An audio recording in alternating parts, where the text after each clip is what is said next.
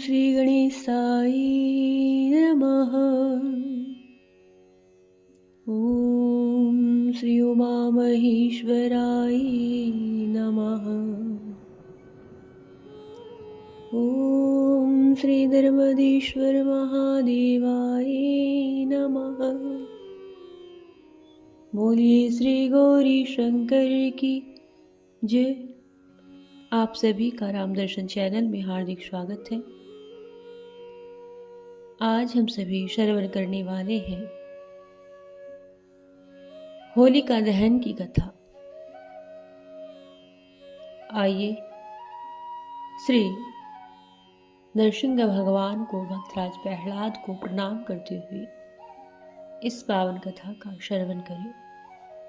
सभी को होली उत्सव की हार्दिक बधाई। आइए पावन कथा को श्रवण करें। हिंदू कैलेंडर के अनुसार वर्ष के अंतिम माहातार्थ फाल्गुन महापूर्णिमा को होलिका दहन होता है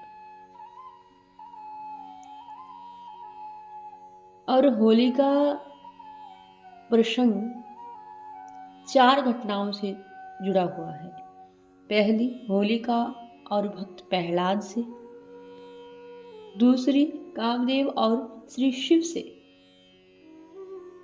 तीसरी राजा पृथु और राक्षसी ढूंढी से, और चौथा श्री कृष्ण और पूतना से। लेकिन इन सभी में ज्यादा मान्यता एक ही कथा की है और वह है होलिका और भक्त प्रहलाद की। कहते हैं कि इसी दिन की घटना जिसमें भक्तराज प्रहलाद और होलिका जलकर के भस्म हो गई और भक्तराज प्रहलाद के बचने की खुशी में धुलेड़ी का त्योहार मनाया जाता है। तो पौराणिक कथा आती है कि ऋषि कश्यप और दीति के 2 बलशाली पुत्र थे, हिरण्याक्ष और हिरण्यकश्यपु, और 2 पुत्रियां थी, सिंहिका और होलिका। हिरण्याक्ष धरती को अर्थात पृथ्वी को जल में लेकर के चला गया था। तब भगवान श्री विष्णु ने वराह अवतार लेकर के हिरण्याक्ष का वध किया, उसका उद्धार किया और पृथ्वी को बचाया। सिंहिका को हनुमान जी ने लंका जाते वक्त रास्ते में उसका उद्धार कर दिया था। और अब बचे हिरण्यकश्यपु और होलिका। इन दोनों की यह कथा है। एक बार की बात है कि त्रिलोकी पर विजय प्राप्त करके उसकी चाह में कि मैं त्रिलोकी पर विजय प्राप्त कर लूंगा, उसकी चाह में असुरराज हिरण्यकश्यपु ने तपस्या की, ब्रह्मा जी से वरदान मांगा अमरता का। ब्रह्मा जी ने कहा यह तो संभव नहीं, जिसका जन्म हुआ है इस धरा पर वह अवश्य मरेगा, अतः कोई और वरदान मांगो। तब उसने कहा कि आपके बनाए हुए किसी प्राणी, मनुष्य, पशु, देवता, दैत्य, नाग आदि किसी से भी मेरी मृत्यु न हो, मैं समस्त प्राणियों पर राज्य करूं। मुझे कोई न दिन में मार सके, न रात में, न घर के अंदर मार सके, न बाहर मार सके। और यह भी कि कोई न किसी अस्त्र के प्रहार से, न किसी शस्त्र के प्रहार से मार सके, न भूमि पर, न आकाश में, न पाताल में, न स्वर्ग में। अब ऐसा वरदान मांगा और ब्रह्मा जी ने तथास्तु कहा और अंतर्ध्यान हो गई। अब हिरण्यकश्यपु जब तपस्या में लीन था, तब उसी दौरान देवों ने असुरों पर आक्रमण किया। इधर हिरण्यकश्यपु की पत्नी गर्भवती थी कयादु, उसको इंद्र बंधक बनाकर ले जाने लगे। लेकिन रास्ते में देवर्षि नारद जी से भेंट हुई। नारद जी ने इंद्र को उपदेश दिया कि आप यह बहुत बड़ा पाप कर रहे हैं, इससे अपने आप को बचाइए। और तब सुनकर के इंद्र ने हिरण्यकश्यपु की पत्नी कयादु को महर्षि के आश्रम में छोड़ दिया और स्वयं देवलोक को चली गई। इधर गर्भवती कयाधु नारद जी के उपदेश सुनती श्री विष्णु भक्ति के भागवत तत्व के और यह ज्ञान गर्भ में पल रहे पुत्र प्रहलाद ने भी प्राप्त किया। इधर हिरण्यकश्यपु जब लौटा तो इस वरदान ने उसके भीतर अजर अमर होने का भाव सा पैदा कर दिया। इसके चलते उसने धरती पर अत्याचार करना प्रारंभ कर दिया, देव को अपना दास बनाया, ऋषि मुनियों भगवत भक्तों को तंग करने लगा, यज्ञों को नष्ट भ्रष्ट करने लगा। उसने आदेश दिया कि उसके राज्य में किसी भी देवता की पूजा नहीं होगी। उसने कहा कि केवल हिरणाय नमः के अतिरिक्त किसी दूसरे मंत्र का उच्चारण तक नहीं किया जाएगा। पूरे राज्य में स्वयं उसी की पूजा की जाए, अन्य किसी की नहीं। वह अपने आप को भगवान मानने लगा और जो उसको नहीं मानेगा उसे मार दिया जाएगा। उचित समय पर भक्त प्रहलाद का जन्म हुआ। राज्य में खुशियां मनाई गई। हिरण्यकश्यपु के 4 पुत्र थे, अहलाद, हल्लाद, भक्त प्रहलाद और सहलाद। प्रहलाद का उपनयन संस्कार करके गुरुकुल में भेजा गया। कुछ समय बाद हिरण्यकश्यपु के मन में इच्छा हुई कि पुत्र को इतने दिन गए हुए हो गए हैं गुरुकुल में, तो उसकी पुत्र सीख क्या रहा है। उसने प्रहलाद को बुलाया और पूछा कि तुमने गुरुकुल में क्या सीखा पुत्र प्रहलाद। तब प्रहलाद जी ने कहा कि भगवान श्री विष्णु की 9 विध भक्ति सीखी है। और जैसे ही यह सुना, अपने शत्रु का नाम अपने पुत्र के मुख से सुनकर के तिल मिला उठा। कई बार समझाया भक्त प्रहलाद को कि विष्णु भगवान की पूजा पाठ बंद कर दो, लेकिन भक्त प्रहलाद तो ओम नमो भगवते वासुदेवाय इसी महामंत्र को अपना सर्वस्व सौंप चुके थे। गुरु से भी बहुत कोशिश कराई गई और अंत में आकर के हिरण्यकश्यपु ने अपने पुत्र को मारने के प्रयत्न करने प्रारंभ कर दिए।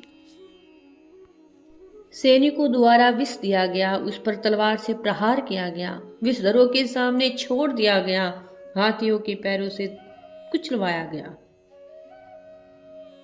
पर्वत से नीचे फेंकवाया गया, लेकिन श्री हरि की कृपा से भक्त प्रहलाद का बाल भी बांका नहीं हुआ। और यह भी उल्लेख ग्रंथों में किया गया है कि फाल्गुन शुक्ल सप्तमी को प्रहलाद को बंधी बना करके पूरे 8 दिन तक त्रास दिया गया। इस तरह से मारने का प्रयास किया गया। हिरण्यकश्यप को चिंता होने लगी कि यह नहीं मरा तो लोग विष्णु भक्ति ही करने लग जाएंगे। उसकी चिंता देख करके उसकी बहन आई होलिका। उसने कहा, भैया आप चिंता न करिए, मुझे ब्रह्मा से वरदान है, मैं किसी भी प्रकार से अग्नि में जलकर नहीं मर सकती। अग्नि में तो सभी भस्म हो ही जाते हैं। तब हिरण्यकश्यप ने अपनी बहन होलिका से कहा कि तुम प्रहलाद को अपनी गोदी में लेकर के अग्नि में बैठ जाओ, जिससे वह जल करके भस्म हो जाएगा। होलिका को वरदान था कि उसे अग्नि तब तक हानि नहीं पहुंचाएगी जब तक कि वह किसी सद्वर्ती वाले व्यक्ति का अहित करने की बात अपने मन में न सोचे। होलिका यह बात भूल गई थी। वह अपने भाई की बात को मान करके अपने भतीजे भक्तराज प्रहलाद को गोदी में लेकर के अग्नि में बैठ गई। और उस दिन फाल्गुन माह की पूर्णिमा थी। सत्यवर्ती वाली भक्त प्रहलाद का अहित करने के प्रयास में होलिका तो स्वयं जल करके भस्म हो गई। और भक्त प्रहलाद श्री हरि विष्णु का नाम जपते हुए अग्नि से बाहर आ गए। देख करके हिरण्यकश्यप और ज्यादा क्रोधित हो उठा, चिंतित हो गया। इस घटना के बाद हिरण्यकश्यप ने भक्त प्रहलाद को एक खंबे से बांध दिया। फिर पूरी सभा के मध्य में भक्त प्रहलाद से पूछा कि किसके बलबूते पर तू मेरी आज्ञा के विरुद्ध कार्य करता है। भक्त प्रहलाद ने कहा, आप अपना असुर स्वभाव छोड़ दें और सबके प्रति समता का भाव लाना ही भगवान की पूजा है। हिरण्यकश्यप ने क्रोध में कहा, तू मेरे सिवा किसी और को जगत का स्वामी बतलाता है। कहाँ है तेरा जगदीश्वर? क्या इस खंबे में भी है जिससे तू बंधा है? यह कह करके हिरण्यकश्यपु ने क्रोध में आकर के खंबे में घूसा मारा और तभी खंबे से भयंकर आवाज करते हुए खंबा एक भयंकर आवाज करते हुए फट गया और उसमें से एक भयंकर डरावना रूप प्रकट हुआ, जिसका सिर सिंह का था, धड़ मनुष्य का था, पीली आंखें, बड़े बड़े नाखून, विकराल चेहरा, तलवार सी लपलपाती जीभ, यही नरसिंह अवतार थे। बोलिए श्री नरसिंह भगवान की जय, भक्तराज प्रहलाद की जय। उन्होंने तेजी से हिरण्यकश्यपु को पकड़ लिया। संध्या की वेला में, न दिन में न रात में, सभा की देहली पर, न बाहर न भीतर, और अपनी जगहों पर रख करके, न भूमि पर न आकाश में, अपने नखों से, न किसी अस्त्र से न शस्त्र से उसका कलेजा फाड़ डाला। हजारों सैनिकों जो प्रहार करने के लिए आए, उन्हें भगवान नरसिंह ने हजारों भुजाओं नखों से, नखों रूपी शस्त्रों से खदेड़ कर मार डाला। और फिर क्रोध में भरे नरसिंह भगवान सिंहासन पर जा बैठे। तब भक्तराज प्रहलाद ने दंडवत किया और उनकी पूजा प्रार्थना की। सभी देवताओं ने भगवान की इस नरसिंह छवि को प्रणाम किया और अनेकों प्रकार से स्तुति करते हुए मंगलगान करने लगे। प्रहलाद जी का राज तिलक करने के बाद भगवान श्री नरसिंह चले गए। यह प्रसंग श्री विष्णु पुराण में भी आया है और श्रीमद् भागवत में भी आया है।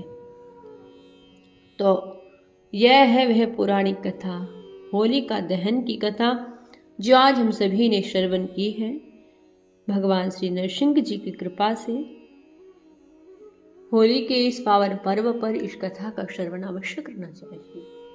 भक्तराज प्रहलाद के नाम के श्रवण मात्र से भगवान श्री नरसिंह कहते हैं कि मेरे भक्त प्रहलाद के नाम के श्रवण मात्र से बड़े बड़े दुख, बड़ी बड़ी विपदा टल जाती है, नष्ट हो जाती है और हर प्रकार से उस भक्त का मंगल होता है। जहाँ भक्तराज प्रहलाद के इस पावन चरित्र को गाया जाता है, उनकी भक्ति की पराकाष्ठा को नमन किया जाता है, प्रणाम किया जाता है। बोलिए श्री नरसिंह भगवान की जय, भक्तराज प्रहलाद की जय। पुनः सभी को होली उत्सव की हार्दिक बधाई। जय श्री नरसिंह भगवान, जय भक्तराज प्रहलाद।